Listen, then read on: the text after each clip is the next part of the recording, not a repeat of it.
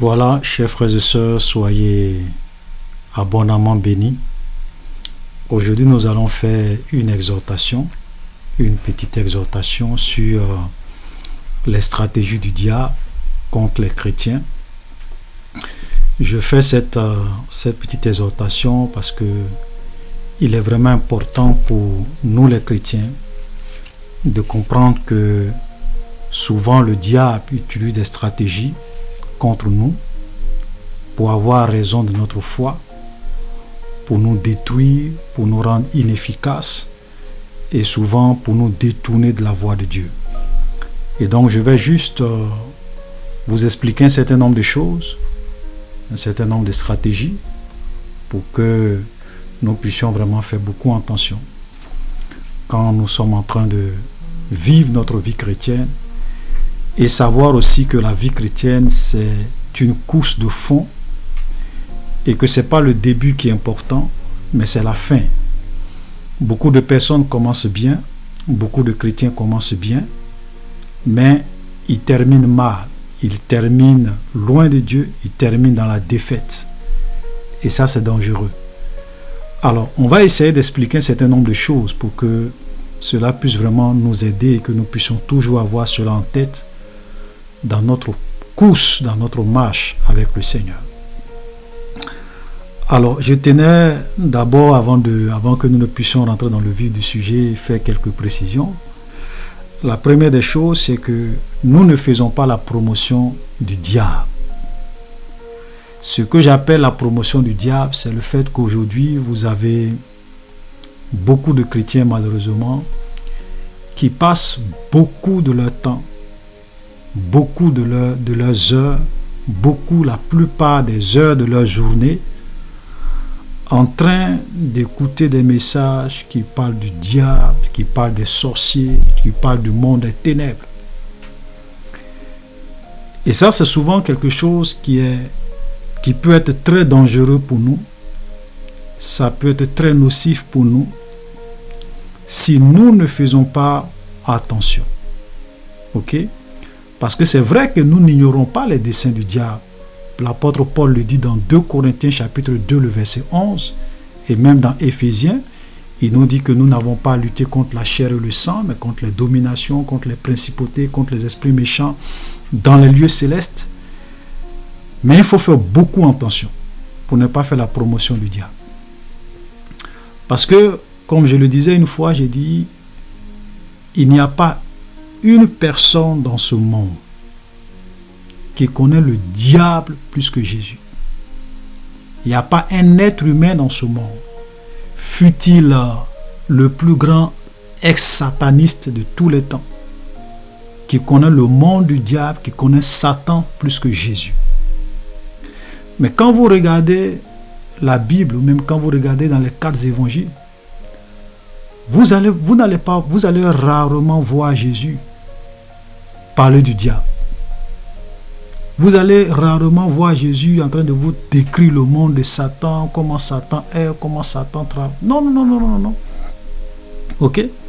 Prenez même toute la Bible et puis voyez les textes qui vous parlent de Satan, des démons. Prenez tous les passages de la Bible qui parlent du diable et des démons. Ça ne fait même pas 1% de la Bible. 1%. Et 1% même c'est trop, ça ne vaut même pas 0,5% de la Bible. Ok? Tous les enseignements de Jésus, prenez tous les enseignements de Jésus. Il n'a même pas parlé du diable dans au moins 1% sur l'ensemble de ses messages. Donc cela doit nous amener à comprendre que c'est vrai, nous devons connaître qui est le diable, nous devons connaître ses desseins, nous devons savoir que nous avons un ennemi, mais passer toute sa vie, tout son temps, toutes ses heures à parler du diable, c'est faire la promotion de Satan. Et ça, c'est dangereux. C'est pour cela qu'aujourd'hui, vous avez beaucoup de chrétiens, ok, qui voient le diable partout, qui voient les sorciers partout, qui voient les démons partout, même quand ils voient une petite souris dans leur maison. Au nom de Jésus, je te chasse, tu es vaincu. ils voient un petit Lazare dans leur chambre, ou bien un petit salamandre dans leur chambre, vous allez les voir, j'invoque le feu, j'invoque le feu. Ça me fait rire, mais frère, vous voyez pourquoi? Parce qu'aujourd'hui, on voit le diable partout. Et souvent, les païens se moquent de nous. Les païens même se moquent souvent des chrétiens. Ils disent, mais souvent, ces chrétiens, ils sont graves. C'est-à-dire qu'eux, ils voient le diable partout. Et ils ont raison de se moquer des chrétiens. Frère, c'est vraiment, nous devons faire beaucoup attention pour ne pas faire la promotion du diable. C'est vrai, le diable existe, les démons existent, les sorciers existent. Mais la Bible dit que l'ange de l'Éternel campe autour de ceux qui le craignent. Donc nous n'avons pas à voir le diable partout.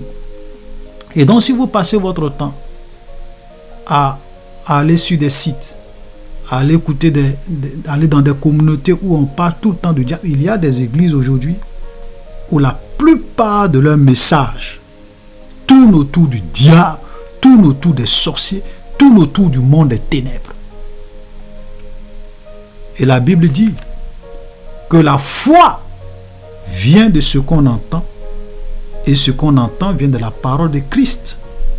Donc si au lieu d'entendre la parole qui vient de Christ pour créer en vous la foi, vous passez tout votre temps à écouter des messages et des paroles qui parlent du diable, vous allez finir par voir le diable partout et être conscient de la présence du diable partout que de la présence de Dieu.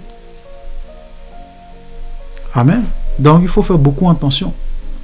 Alléluia, il faut faire beaucoup attention. C'est pour cela que je vous dis, faites beaucoup attention, parce que même Jésus, qui connaît parfaitement le diable, qui connaît parfaitement le monde de Satan, a simplement parlé, dans certains passages, on nous parle de Satan, on nous parle du diable, juste pour que nous puissions faire attention et savoir que nous avons un ennemi et vivre notre vie en n'ignorant pas les desseins de Satan.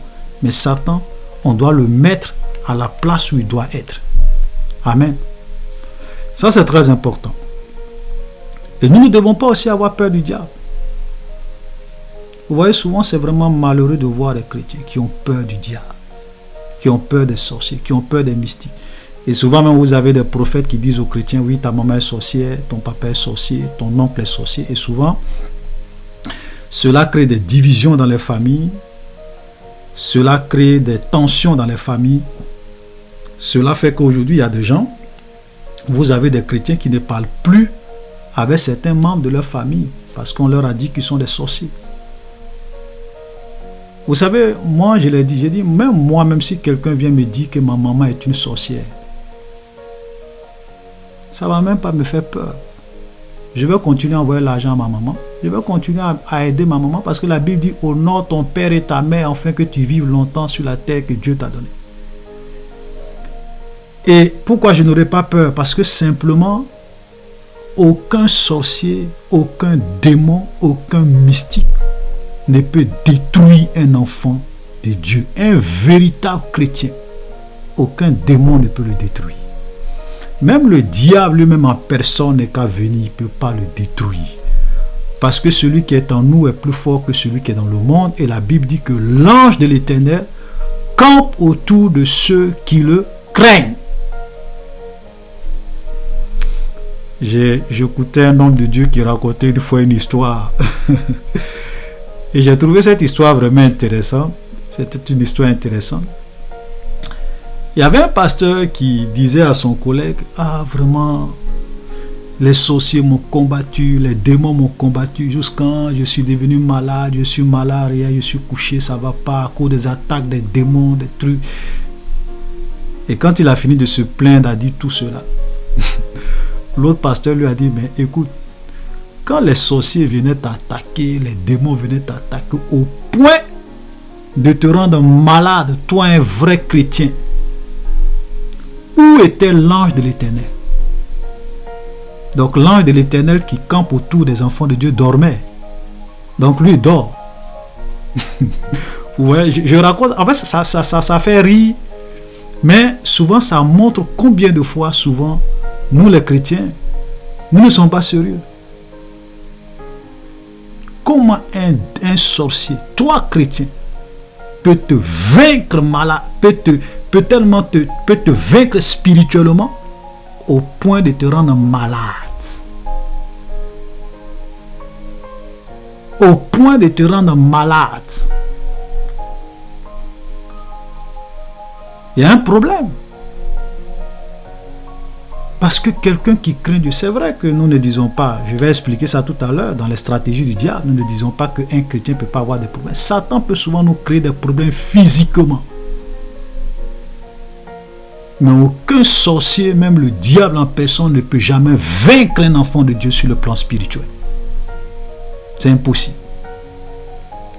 C'est pour cela que vous-même, vous allez voir, quand vous écoutez souvent le témoignage de certains sorciers qui se sont convertis, ils vous diront que quand ils étaient dans leur monde occulte, quand ils voyaient un vrai chrétien, écoutez-moi très bien, quand ils voyaient un vrai chrétien, ils ont peur de lui, parce que la gloire et la lumière qu'il dégage, ou bien les anges qui campent autour de lui, font que eux-mêmes, les sorciers, ils sont obligés de se mettre à des centaines de mètres de lui, sinon il va leur créer des problèmes.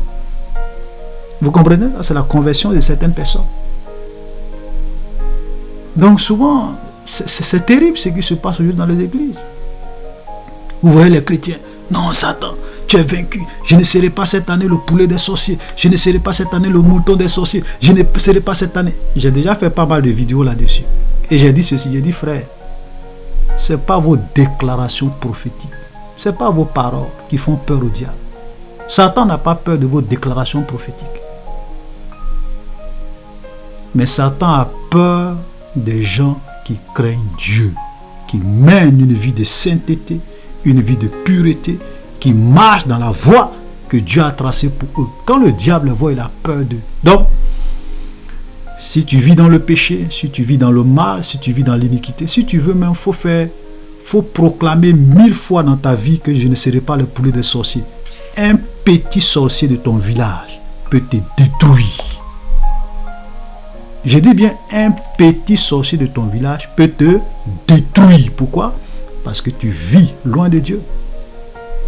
Mais quelqu'un qui vit et qui a l'esprit de Dieu en lui, aucun démon ne peut le vaincre spirituellement. C'est impossible. Amen.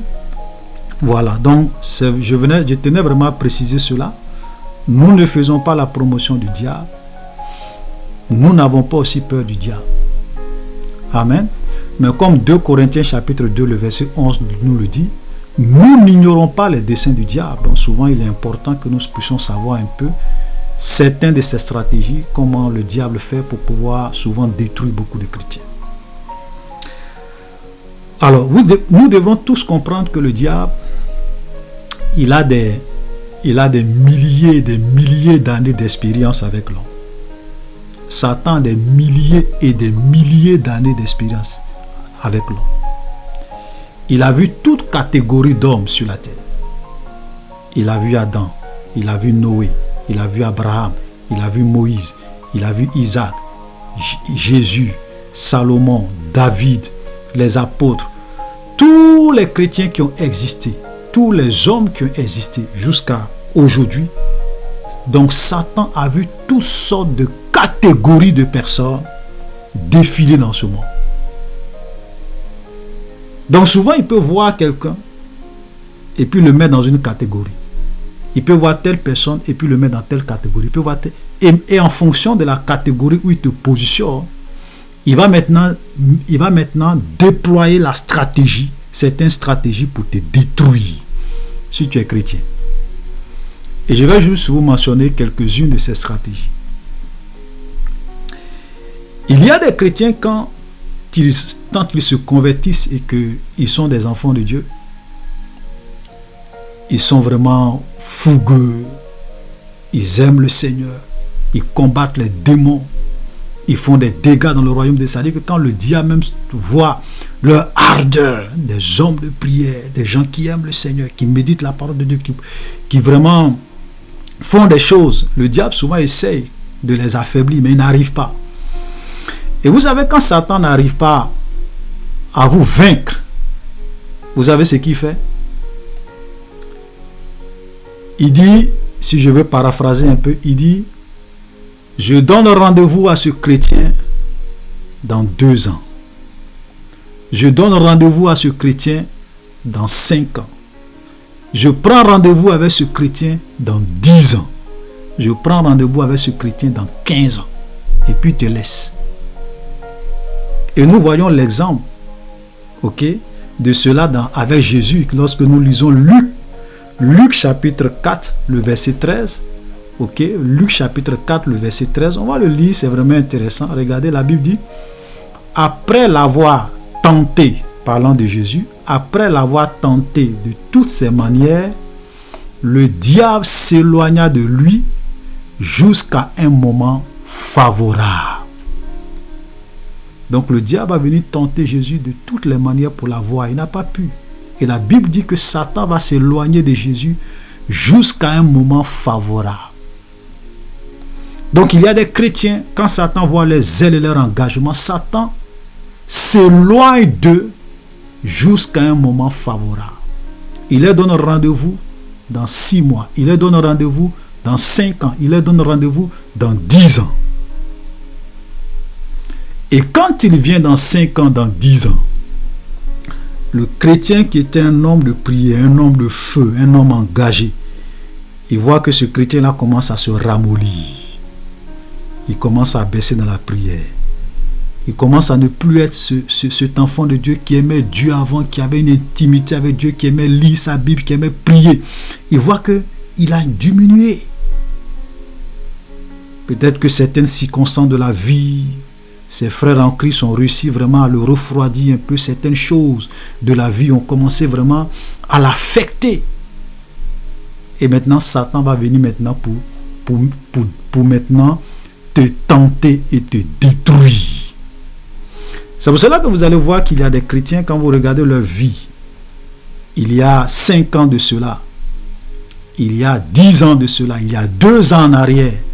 Et quand vous regardez leur vie aujourd'hui, vous voyez qu'ils n'ont pas fait de progrès. C'est-à-dire que leur engagement, leur fidélité pour Dieu a pris un coup. Ça, c'est une ruse du diable pour avoir raison de vous. Et beaucoup de chrétiens aujourd'hui ont perdu malheureusement la foi. Parce que quand Satan est venu après et qu'il a commencé à les combattre, à essayer de les détourner, 5 ans, 10 ans après, il a réussi. Parce qu'ils n'étaient plus les mêmes personnes. Donc le diable va revenir et va les attaquer à un autre moment favorable. Et Satan est arrivé comme ça à dérouter beaucoup de chrétiens. Il y a beaucoup de chrétiens aujourd'hui, malheureusement, qui vont à l'église.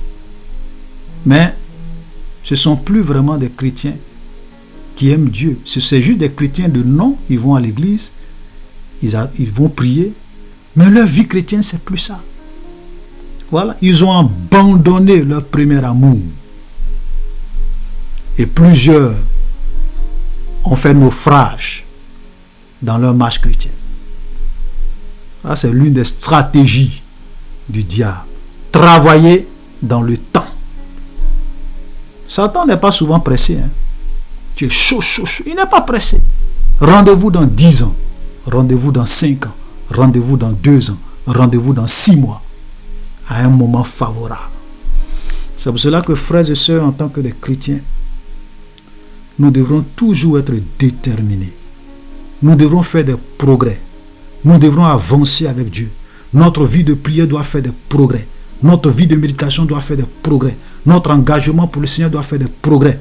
On ne doit pas être des chrétiens qui, il y a 2 ans, étaient à 100% et aujourd'hui travaillent avec Dieu à 50%, avec un rendement de 50%.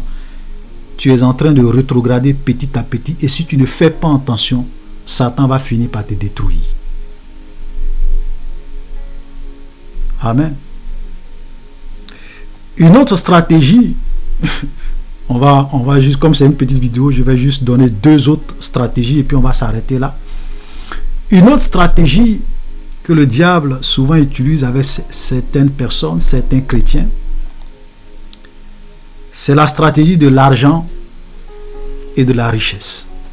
La stratégie de l'argent, des biens de ce monde, de la gloire de ce monde, des richesses, des biens de ce monde. Vous savez, Satan a compris qu'il y a des chrétiens qui sont vraiment, qui aiment Dieu, qui sont des vrais chrétiens.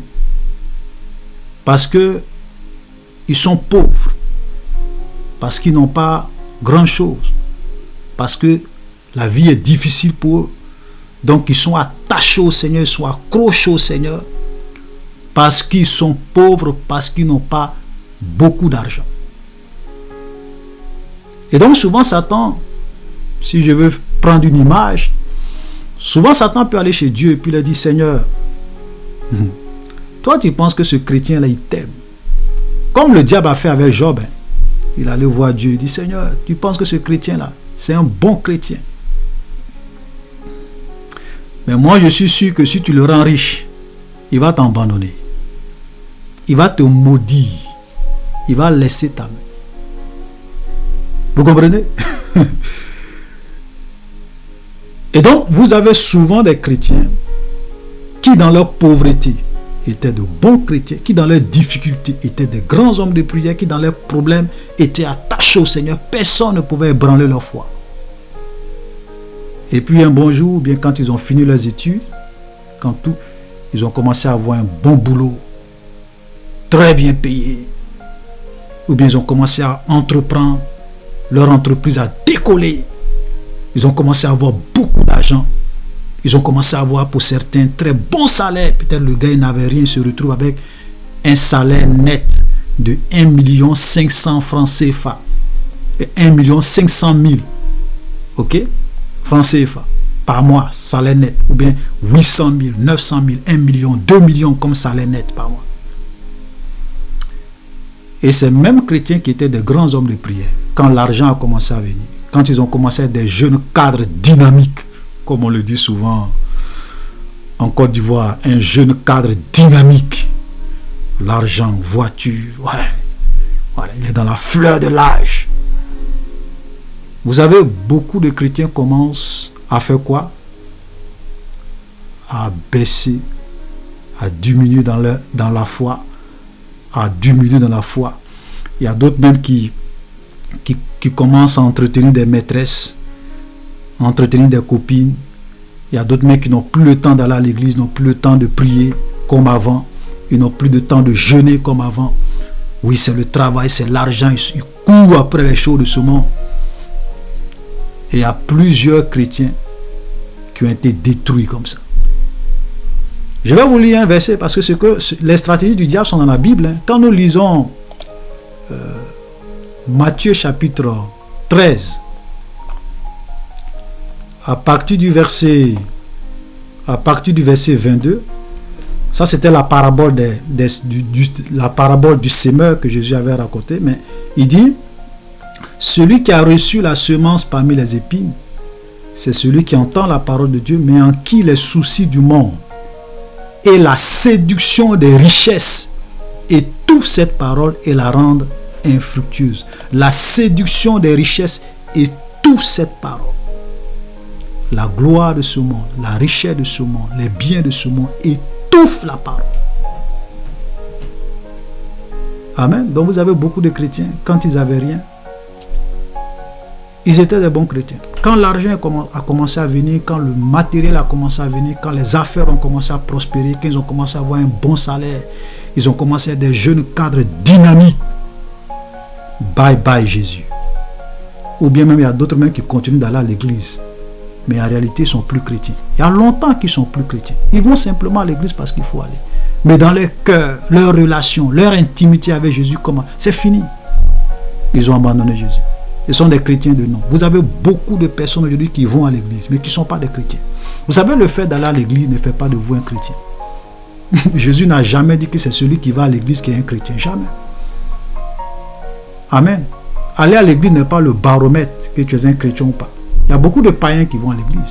Ils se disent chrétiens, mais en réalité, ils ne sont pas des chrétiens. Donc, la stratégie de l'argent, des richesses, la séduction des richesses, voilà une stratégie que le diable utilise avec certains types de chrétiens.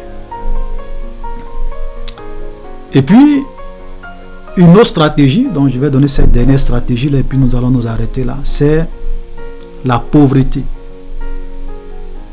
les difficultés, la misère, la tribulation. Vous voyez, quand le diable est allé, dans le cas de Job, quand le diable est allé dans la présence de Dieu, il a dit à Dieu, Seigneur, écoute, toi tu penses que Job te craint parce qu'il t'aime. C'est parce que tu as béni Job. C'est parce que Job a beaucoup de biens. Mais si tu frappes, si tu lui arraches ses biens, si tu attaques ses biens, Job va te maudire. Voilà ce que le diable a dit à Dieu. Et comme Dieu savait que c'était faux, il dit, ok, je te permets de toucher au bien de Job. Vous voyez, ça veut dire que même pour toucher au bien d'un enfant de Dieu, même pour toucher à la santé de Job, même pour toucher à la santé de Job, le diable est obligé d'aller prendre l'autorisation et la permission de Dieu. C'est pour cela que je disais, frère, un enfant de Dieu n'a pas à avoir peur du diable. Pourquoi les chrétiens ont peur du diable? Vous voyez, Satan était obligé d'aller prendre la permission. Seigneur, je veux. Et puis Dieu lui dit, bon, je te permets de toucher au bien de Job. Vous comprenez? Comme la Bible dit dans Psaume 34, le verset 19, le malheur atteint souvent le juste, mais l'Éternel en délivre. Souvent, Dieu peut permettre des choses, des épreuves, des difficultés dans nos vies, avec un objectif, ok, pour nous éprouver. Il permet. C'est pour cela que le malheur atteint souvent le juste. Amen. Et donc, il y a des gens qui, lorsque tout va bien, ils sont avec Dieu. C'est-à-dire que quand il y a l'argent, contrairement à ceux qui dans la pauvreté, ils sont avec Dieu, mais dans la richesse, ils abandonnent Dieu. Il y a d'autres qui, dans la richesse, ils sont avec Dieu. Quand les affaires prospèrent, sont des bons chrétiens. Quand tout marche bien, sont des bons chrétiens. Quand la famille, les enfants, tout le monde se porte bien, sont des bons chrétiens. Ok? Mais quand la misère arrive, quand la pauvreté arrive, quand les difficultés arrivent, leur foi commence à prendre un coup. Vous comprenez? Voilà. Peut-être qu'il va un jour au travail. On le licencie. Voilà. Peut-être qu'ils ont un enfant. L'enfant meurt peut-être dans un accident. Ils ne comprennent pas. Oh Seigneur, pourquoi moi? Dieu, pourquoi? Pourquoi? Tout ça c'est difficile. Et qu'est-ce qu'il commence à faire? À abandonner la main de Dieu. Donc Satan a compris qu'il y a des gens qui, dans la richesse, sont avec Dieu, dans l'abondance, sont avec Dieu, mais dans la pauvreté, dans la misère, ils abandonnent la main de Dieu. Et vous avez beaucoup de chrétiens comme ça. Quand tout a commencé à être confus autour d'eux, ils ont abandonné la main de Dieu. Il y a des jeunes filles, quand la vie a commencé à être difficile, elles ont préféré se chercher, aller dans le monde, aller se livrer à des hommes. Voilà. Vous avez des chrétiens, quand tout a commencé à être difficile, ils ont décidé d'aller faire des pactes avec le diable pour que les affaires prospèrent, pour avoir quelque chose dans ce monde. Voilà. Donc Satan a plusieurs stratégies. Donc la stratégie de la richesse et la stratégie de la pauvreté, de la misère, de la tribulation. Regardez, toujours dans la parabole du semeur, lorsque nous lisons le verset 21, il est dit, ok, bon, on va commencer à lire à partir du verset 20. Celui qui a reçu la semence dans les endroits pierreux, c'est celui qui entend la parole et la reçoit aussitôt avec joie, mais il n'a pas de racine en lui-même, il manque de persistance, et dès que survient une tribulation ou une persécution à cause de la parole, il y trouve une occasion de chute. Verset 22. Celui qui a reçu la semence parmi les épines, c'est celui qui entend la parole de Dieu, mais en qui les soucis du monde, je vais m'arrêter là, les soucis du monde finissent par avoir raison de lui. Frère, vous comprenez? Voilà quelques stratégies aujourd'hui que le diable utilise et par lesquelles il arrive à détruire la foi de beaucoup de chrétiens. Voilà, soyez bénis. C'était juste une petite exhortation. À la prochaine.